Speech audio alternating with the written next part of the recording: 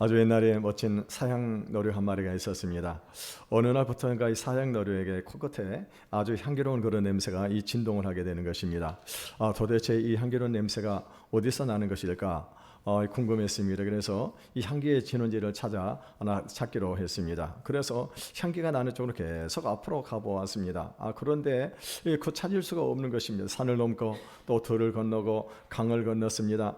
그럼에도 불구하고 이 향기는 계속해서 나는 것입니다. 그래서 끝없이 계속 향기의 진원을 찾아야 되겠다. 이것이 나의 사명이다 생각하고 그리고 계속해서 이 향기를 진원을 찾아 나갔습니다. 이 결국에는 어디까지 가게 되는가? 이 세상 끝까지 가게 되어졌었습니다. 그런데도 불구하고요, 향기는 계속 나는데 어디서 나는지를 모르고 있는 것입니다.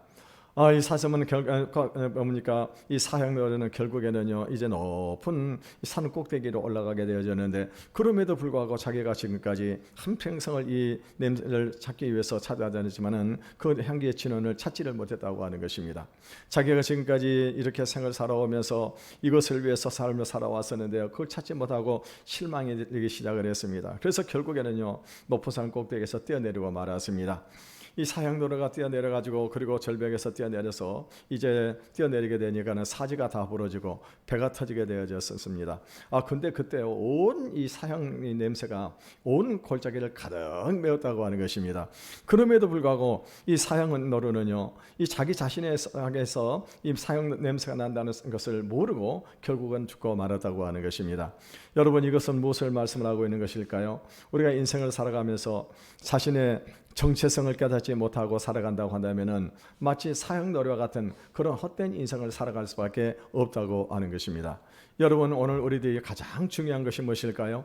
우리가 인생을 살아가면 가장 중요한 것은 자기 자신의 이 정체성을 깨닫고 살아가는 것입니다. 그런데 이 정체성을 찾지 못하면 헛된 인생을 살아갈 수밖에 없다고 하는 것입니다. 그러면 여러분, 나 자신의 정체성, 나는 도대체 누구냐고 하는 것입니다. 나는 도대체 무엇을 위해서 이 세상을 살아가고 있냐고 하는 것입니다. 여러분, 만약에 우리가 이것을 찾지 못하게 된다고 한다면 그 사람이 이 세상에 아무리 돈을 많이 벌고 성공적인 그런 삶을 살아다 하더라도 하나님 앞에서는 전혀 인정받을 수 없는 그런 삶이 될 수밖에 없다고 하는 것입니다. 여러분, 오늘 하나님께서는요, 이 하나님께서 아브라함을 왜 선택을 하셨습니까? 그 이유는 이 죄악으로 관영한 이 세상에 하나님을 믿는 믿음의 사람을 통해 가지고 이 땅에 하나님의 나라를 이루기 위해서 아브라함을 선택을 하셨다고 하는 것입니다. 그러면 여러분, 믿음이 무엇입니까? 믿음은요, 눈에 보이지 않는 하나님을 믿는 것입니다. 그리고 그분의 뜻대로 모든 것이 이루어진다고 하는 것을 믿는 것입니다. 그러므로 하나님께서는 아브라함을 부르실 때 없는 아들을 금방 낳게 하시거나 아니면은요, 당장 가나안 땅을 주시지 않고 먼저 무엇부터 주셨습니까? 약속의 말씀부터 주셨다고 하는 것입니다. 그 말씀을 믿느냐 믿지 않느냐는 아브라함의 신앙에 달려 있습니다. 그런데 아브라함은 어떻게 했습니까? 그 약속의 말씀을 믿었습니다. 그랬더니 하나님께서 그 믿음을 그의 의로 여기셨다고 하는 것입니다.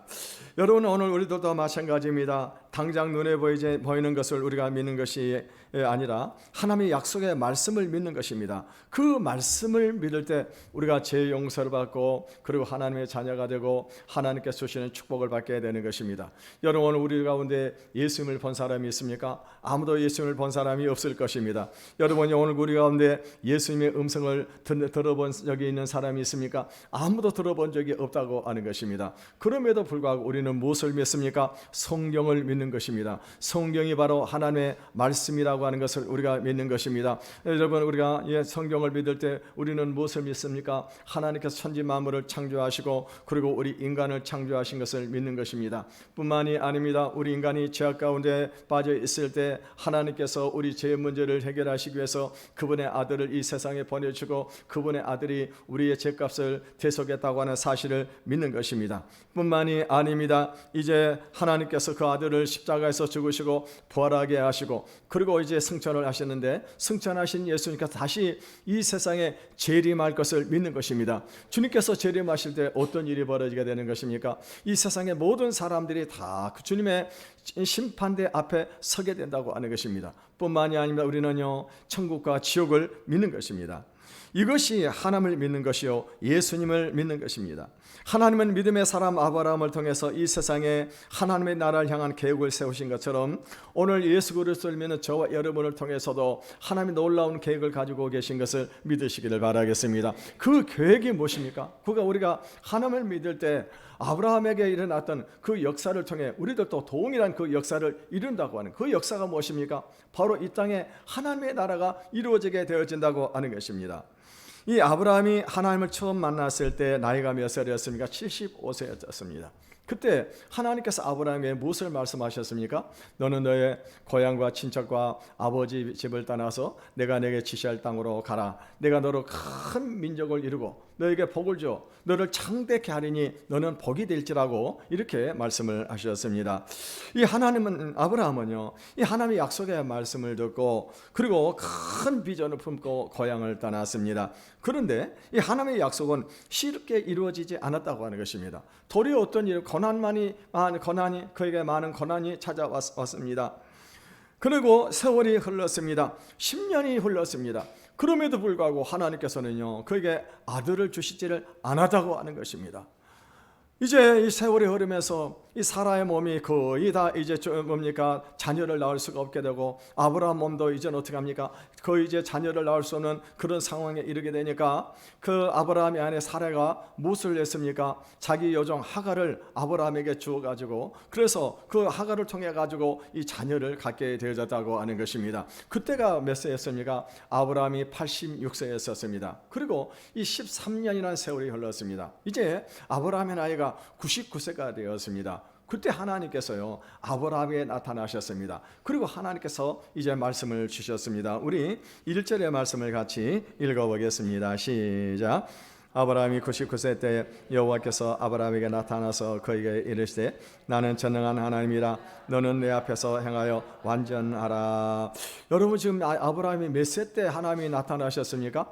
99세 때 또 나타나셨습니다. 근데요 여러분 99세면은요 100세를 앞두고 있는 그런 나이라고 하는 것입니다. 여러분 이 정도의 나이가 되어지게 되면은 이제는 어떤 희망을 꿈꾸기보다는요 이제는 인생의 마무리를 해야 하는 그런 나이인 것입니다. 그래서 이 아브라함은 어떻게 합니까? 이제는요 새로운 꿈을 꿀 수 있는 그런 나이가 아니라고 하는 것입니다. 그런데 하나님께서는요 그때 어떻게 합니까? 나타나셔가지고 이제 그에게 말씀을 하고 계신 것을 볼 수가 있습니다.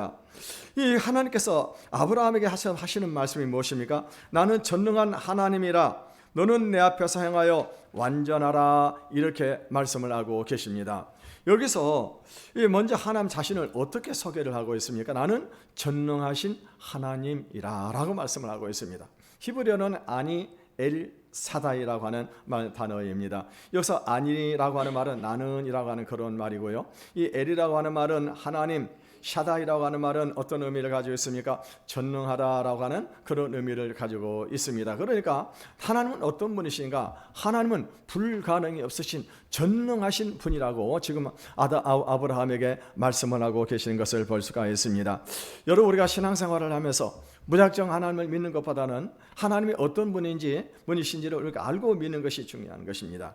그래서 우리 교회에서는요 이 세 가족들에게 반드시 성경 공부를 하고 있는 것입니다. 그 이유는 뭐냐? 하나님은 동일하신 하나님이지만 우리가 그 믿음에 따라서 삶이 달라진다고 하는 것입니다.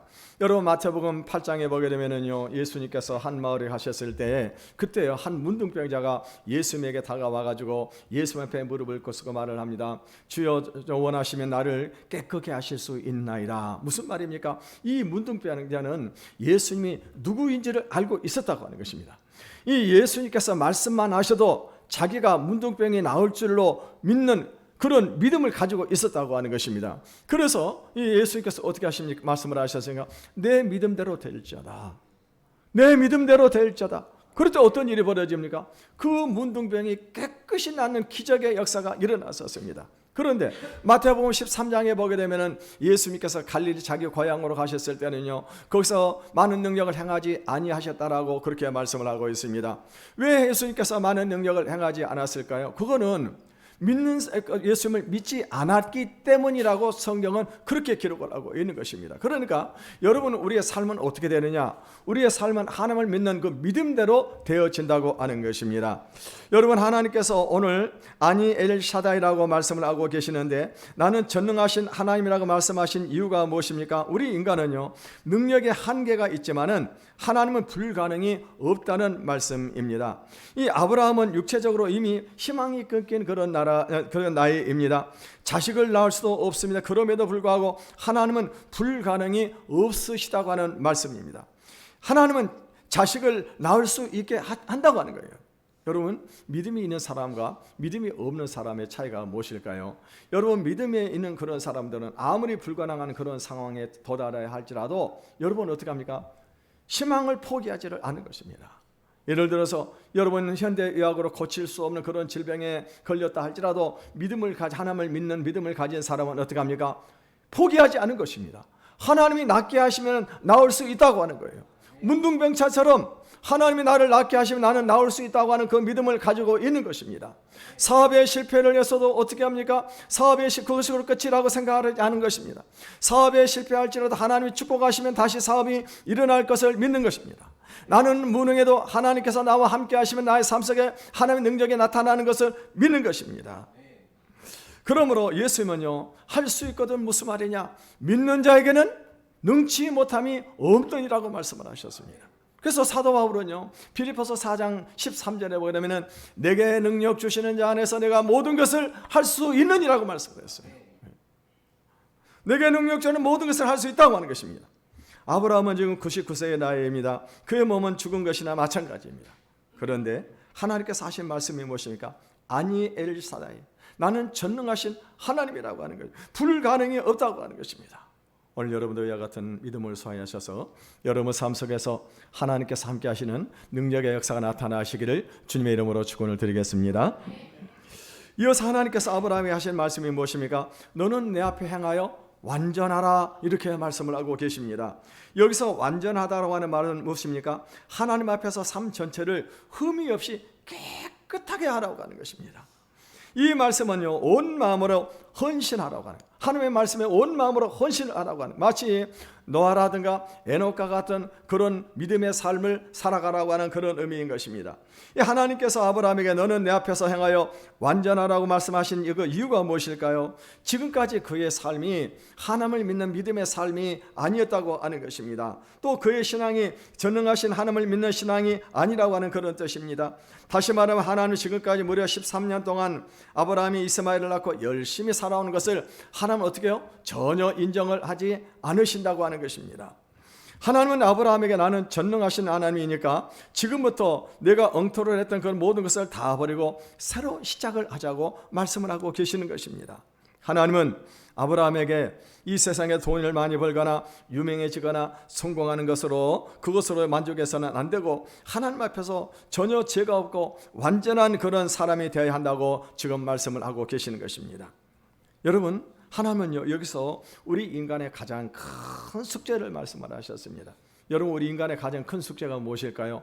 자녀를 모는 사람은 자녀를 낳는 것입니까? 또 취업을 못한 그런 사람은 취업을 하는 것입니까? 아니면 학생들은 공부를 잘하는 것입니까? 여러분, 우리 인간에게 가장 큰 숙제가 무엇일까요? 그거는 우리가 하나님 앞에서 완전해야 하는 것입니다. 그러면 우리 인간이 전혀 죄를 짓지 않고 살 수 있다는 말일까요? 그것은 결코 아닙니다. 아브라함도요, 인간이었기 때문에 이 인간이 이상 절대로 죄를 짓지 않고 살아갈 수가 없는 것입니다. 하나님께서 이처럼요, 나는 전능하신 하나님이라 너는 내 앞에서 행하여 완전하라고 지금 말씀을 하고 계시는 그 이유가 무엇일까요? 그거는요, 하나님께서 아브라함에게 지금 어마어마한 축복을 지금 예비하고 계시는 것입니다. 어마어마한 축복을 예비하고 계시는 거예요. 바로 이 축복의 주인공이 되려고 하면 어떻게 합니까? 무엇을 믿어야 되는 거예요? 하나님이 전능하시다고 하는 것. 그리고 하나님의 아브라함이 어떤 삶을 살아가기를 원하는 것입니까? 하나님의 말씀을 붙잡고 살아가는 삶을 살기를 원하신다고 하는 것입니다.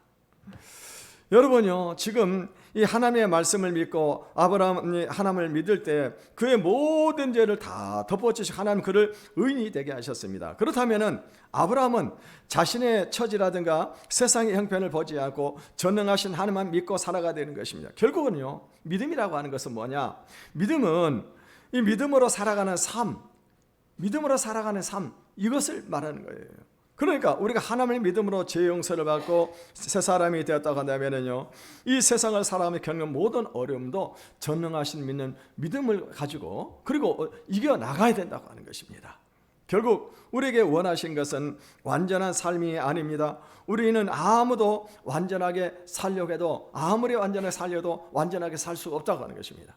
여러분 가끔 여러분 가정에서 어떤 가정을 보게 되면요, 자녀들이 실수도 않고 전혀 어떤 잘못도 저지르지 않고 그렇게 자라기를 바라는 그런 부모들이 있습니다. 이런 부모들을 보게 되면 자녀들이 만약에 어떤 잘못을 저지르게 되면 어떻게 하면 심하게 꾸짖거나 아니면은 막 방해 안에 막 가두기도 하고 어떤 경우는요 아주 심한 그 벌을 주는 그런 가정들도 있습니다. 부모들이 있습니다. 근데요, 여러분 이렇게 자라는 아이들이 어떻게 되느냐? 이런 아이들 나중에 보게 되면 심한 이 강박관념을 가지게 되는데, 그런데 문제는 뭐냐? 자기 자신을 용서를 못하는 거예요. 자기 자신. 죄를 짓거나 잘못을 보면 자기 자신을 용서를 못하는 그런 자녀들이 되고 만다고 하는 것입니다. 하나님께서 우리에게 요구하시는 것은 우리가 실수하고 잘못을 저질러도 회개하면 하나님께서 다 용서해 주신다는 것까지 우리가 믿어야 하는 것입니다. 그러면 우리가 해야 할 것이 무엇이냐? 그거는 우리가 하나님 앞에 솔직하고 정직하면 되는 거예요. 내가 죄를 지을 때는 어떻게 합니까? 하나님, 내가 솔직히 죄를 지었습니다. 하나님 앞에 나와서 내가 이렇게 죄를 지었으니 용서해달라고 하나님 앞에서 용서를 구하게 되는 것입니다. 그런데 우리는 어떻게 합니까? 이 세상에서 우리가 이 하나님을 믿는 믿음만 가지고 살아가다 보면은 할 수 없는 것들이 너무나도 많이 있다고 하는 것입니다. 그런데 우리가 어떻게 살아야 될까요? 그럼에도 불구하고 우리가 하나님을 믿는 믿음을 가지고 시간을 기다리기만 하면 어떻게 합니까? 하나님께서는 하나님의 방법으로, 하나님의 능력으로, 하나님의 때에 어떻게 합니까? 그것들이 이루어지게 하신다고 하는 것입니다. 하나님 이제 아브라함과 새 언약을 세우시겠다고 말씀을 합니다. 2절을 같이 읽어보겠습니다. 시작. 내가 내 언약을 나와 너 사이에 두어 너를 크게 번성하게 하리라 하시니, 하나님께서 주시는 언약의 결과는 뭐냐? 엄청난 축복입니다. 오늘 본문에 보니까 너를 번성하게 한다고 말씀을 하고 있습니다. 이거는요, 영적으로나 세상적으로나 모든 것이 풍성하게 하시겠다고 하는 것입니다. 여러분, 우선 이 자손이 많아지게 될 것이고 이들이 하나님의 복을 받고 세상적인 복도 받게 될 것을 말하는 것입니다. 그런데 하나님은 그 언약의 내용이 무엇인지 여기서 이 구체적으로 밝히고 있지는 않습니다. 그런데 이 언약은요, 이스라엘 백성만이 아니라 오늘 우리에게도 아주 중요하다고 하는 것입니다.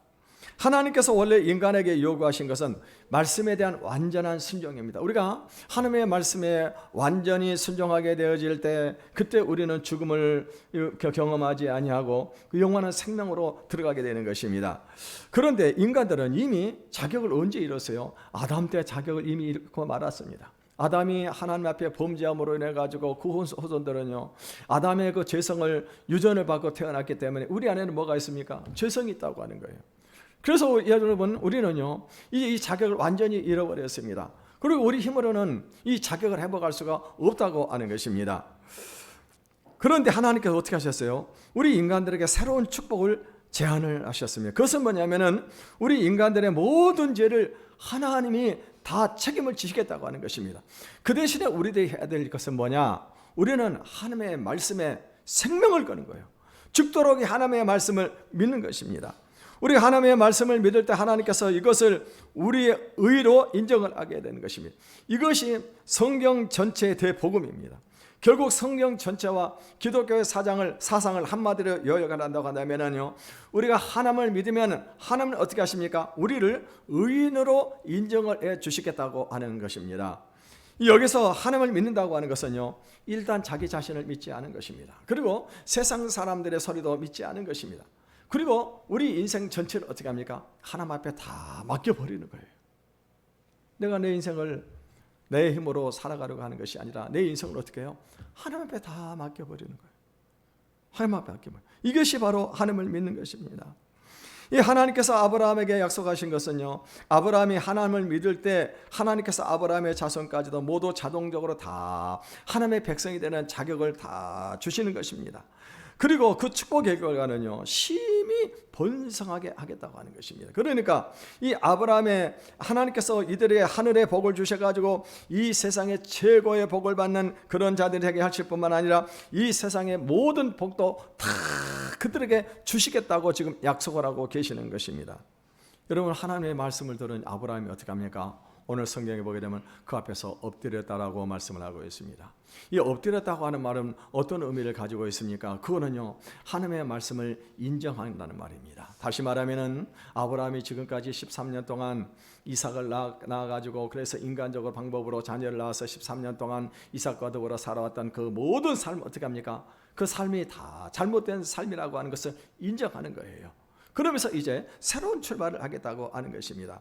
여러분, 이것이 신앙의 아름다움입니다. 여러분, 신앙의 아름다움이 무엇일까요? 그거는요, 내 생각이 아무리 옳고 하나님의 말씀이 내가 이해가 되지 않는다 할지라도 그것이 하나님의 말씀이기 때문에 어떻게 합니까? 그 말씀 앞에 엎드리는 것이 바로 신앙의 아름다움입니다. 하나님은 이제 하나님께서 무엇을 말씀하시든지 전적으로 복종할 뜻을 보였고요, 이 하나님께서 아브라함에게 새로운 이름을 지어주셨습니다. 5절을 읽어보겠습니다. 시작.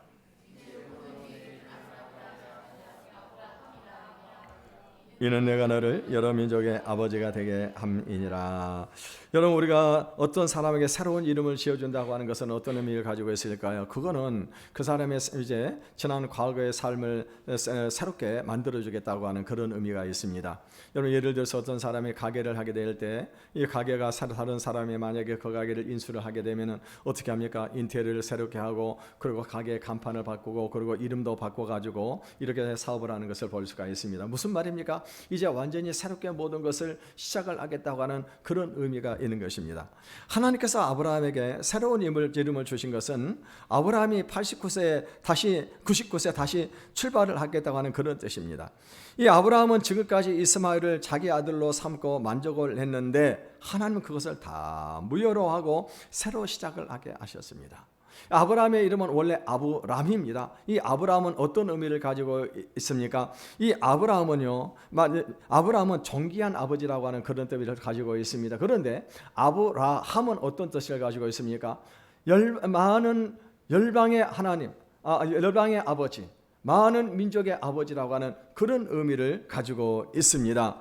아마 사람들이 아브라함이 지금요 이름을 바꾼다고 하니까 어떤 생각을 했을까요? 아이고, 늙은 다 주제, 이제 뭐 늙은 나이에 이제 와가지고 이름을 바꾸냐고 그렇게 욕을 했을지도 모르겠습니다. 그런데요, 아브라함은 어떻게 합니까? 하나님이 이름을 바꾸라고 하니까 어떻게 합니까? 이름을 바꾸는 거예요. 하나님이 바꾸라고 하면 바꾸는 것입니다. 그런데 여기서 아브라함의 이름을 바꾼 것이 아주 중요합니다. 이 아브라함은요, 이 열국의 압이라고 하는 뜻인데 문자 그대로 해석을 하게 되면은 아브라함에서 많은 민족이 나온다고 하는 것입니다. 그러니까 지금요, 아브라함에게서 이 많은 민족이 나온다고 하는 것은 뭐냐? 이 단일 민족의 조상이 아니라 복수 민족의 조상이 된다고 하는 그런 의미입니다. 여러분, 우리 대한민국은요 한때 우리가 단일 민족이었었습니다. 근데 지금은요 우리가 다민족이라고 합니다. 왜 그런가? 요즘 우리나라에는 지금 베트남이라든가 아니면 또 이 필리핀이라든가 이런 나라에서 이주해온 그런 여성들이 결혼해가지고 그래서 가정을 꾸리는 사람들이 많이 있습니다. 이런 가정들을 우리가 다문화 가정이라 이렇게 말을 하고 그 사이에서 태어난 아이들을 다문화 아이들이라고 우리가 그렇게 얘기를 하고 있습니다.